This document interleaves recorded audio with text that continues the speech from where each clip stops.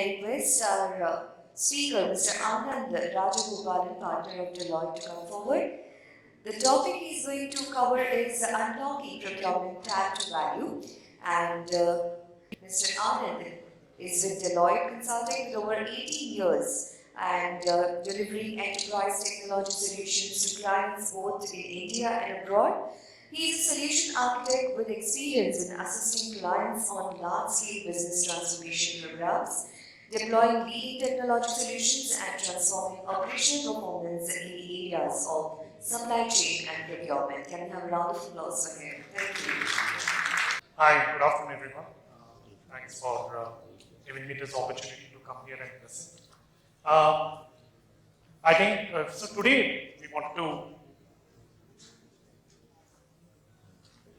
today I wanted to spend some time on discussing about how do we unlock value from procurement. I think I had been here for some time and saw some of these distinguished speakers before me covering some of those valuable points. What Deloitte has been able to do is we have gone around the world speaking to almost 400 CPOs to understand what do they perceive their value as, what do they perceive how their procurement function has changed over a period of time, and what are their priorities, what are those metrics against which they are getting evaluated. What I did also was I was able to take this data and was able to compare it with 2019. The reason is because I wanted to look at how things have changed before pandemic and now. Anyway, we are 2 years away from pandemic, how things have moved ahead on that. So, I think organizations are obviously looking at staying a step ahead, not just from a competition perspective, but also to ensure that they are able to achieve, they are able to predict and are able to have stronger business models available for them. Procurement is at the help of this transformation. Procurement is no longer a back office function, a function only merely to procure goods and services.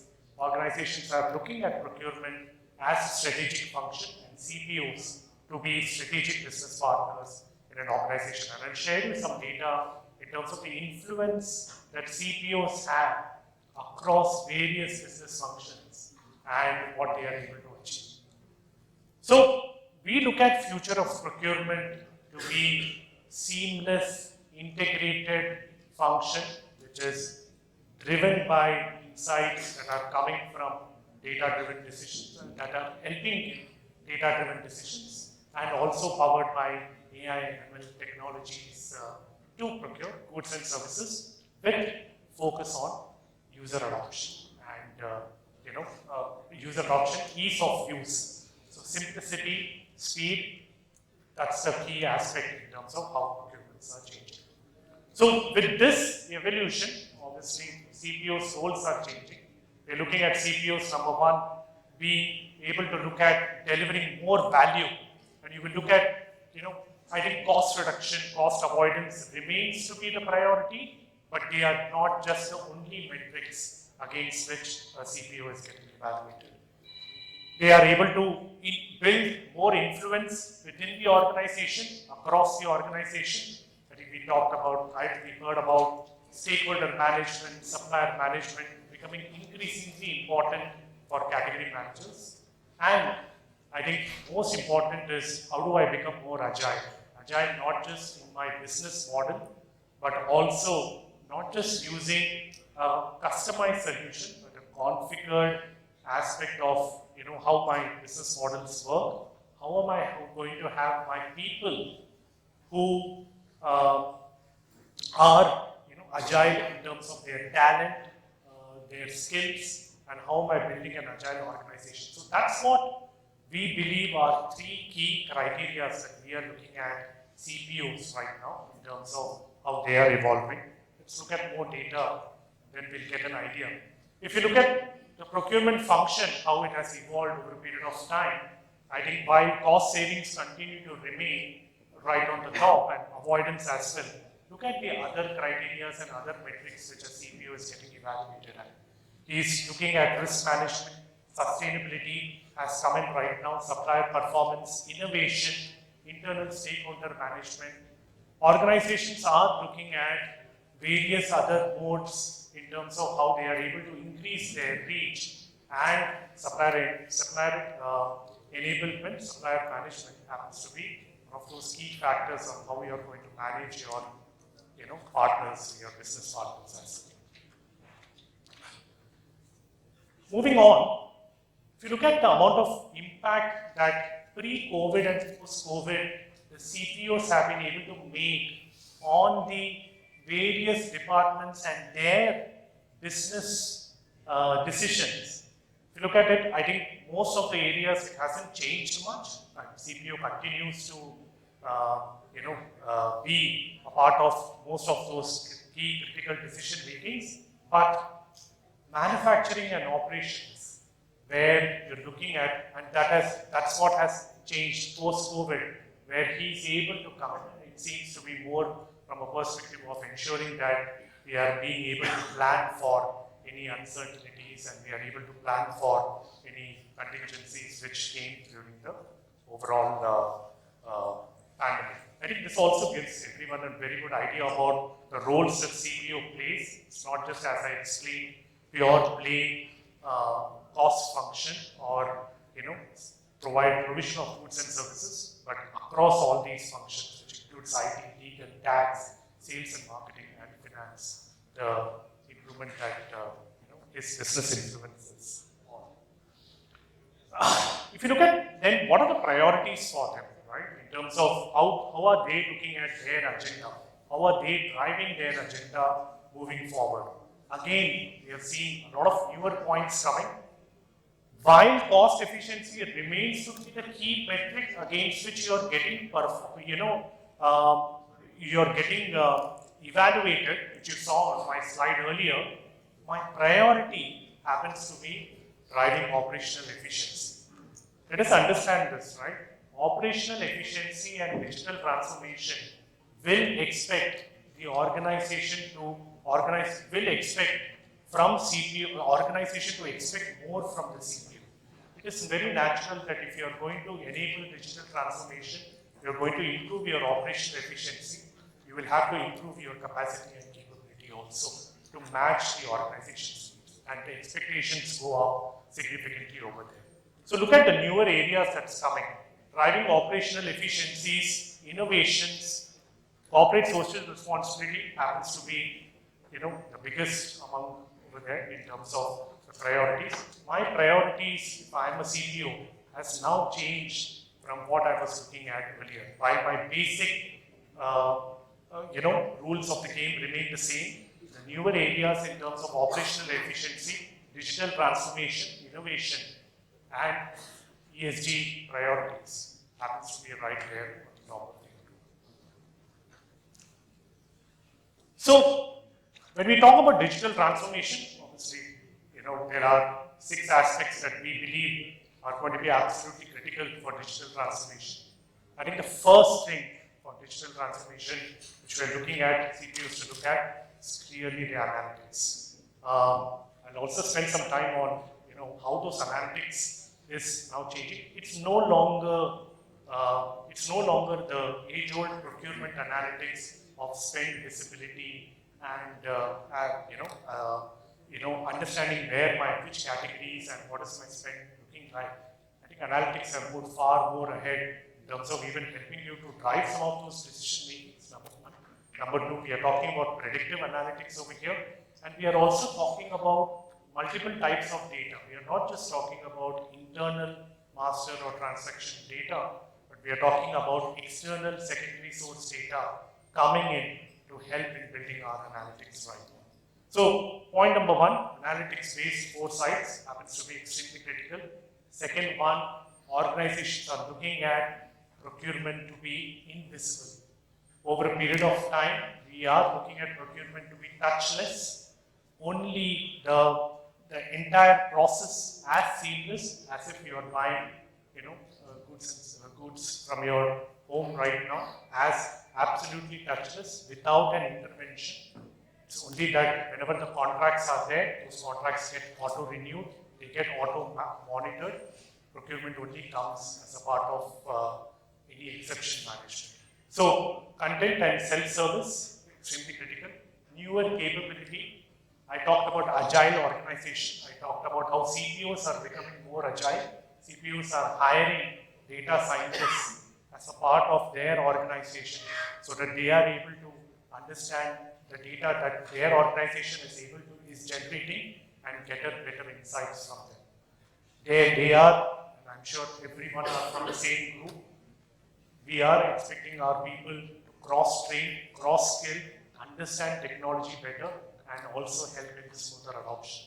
So, newer capabilities and competencies. I talked about touchless workflows and controls. Controls remain, and I think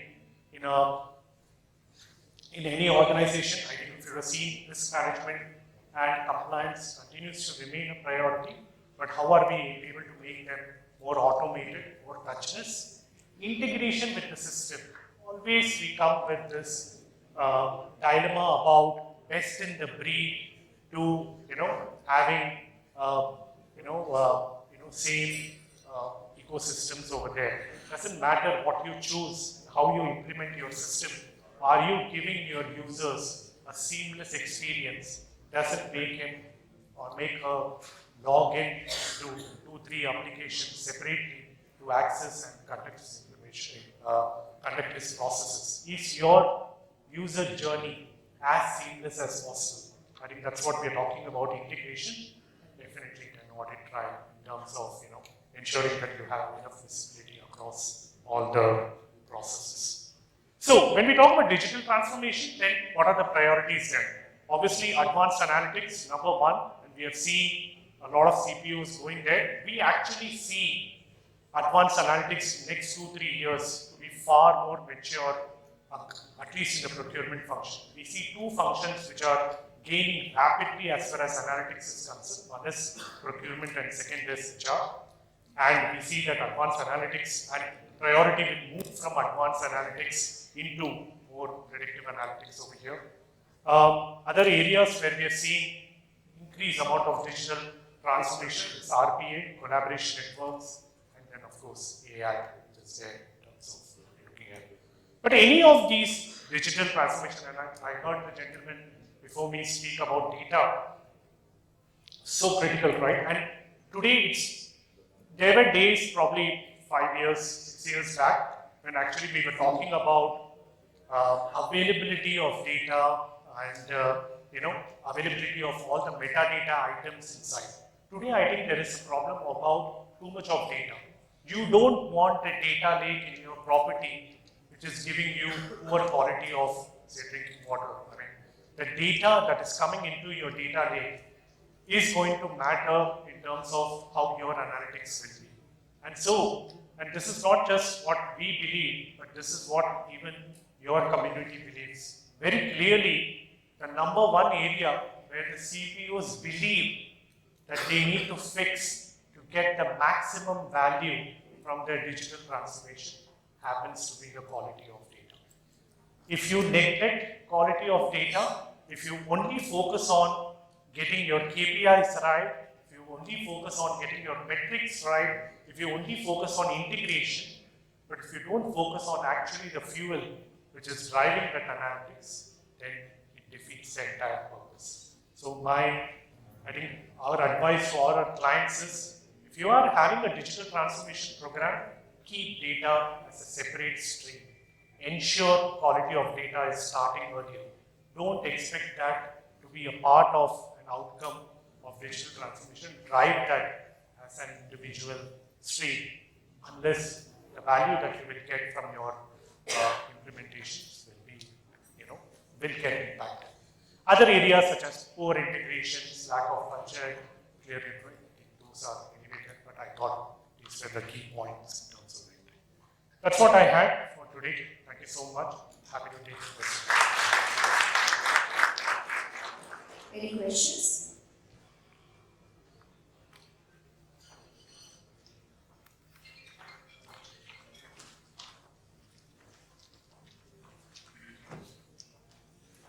Yeah, thank you. Nice presentation. I like the concept about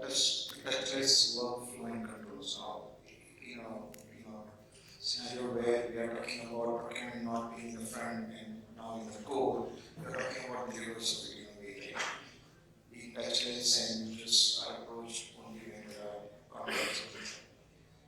Does blockchain and such advanced technologies play some role there, and do you have any inputs on that? Because I don't see much on that in terms of the predictive analytics or maybe related areas of smart contracts. Otherwise, do you have any opinion on that? Of course, I think along with AI, blockchain happens to be a key enabler as far as technology is concerned. You mentioned about smart contracts, definitely yes. At least what we have seen, and this is a view that I'm giving you from a CPO perspective. I don't see too many CPOs right now looking at in next couple of years adopting something like blockchain or smart contracts, at least at their top 4 and 5 priorities. Any technology enablement and the way we see the trend moving, definitely those would be technologies that an organization need to be ready with. You will never be able to achieve touchless unless you are able to have these technologies help you take decisions and ensure that whether it is fraud, whether it is controls, or whether it is seamless movement of data, these are well controlled. So definitely yes. I think I want to give a perspective on what the CPOs are looking at, and at least right now we don't see smart contracts appearing in their investment plan. Probably it might come up in a year. Thank you. Thanks, folks.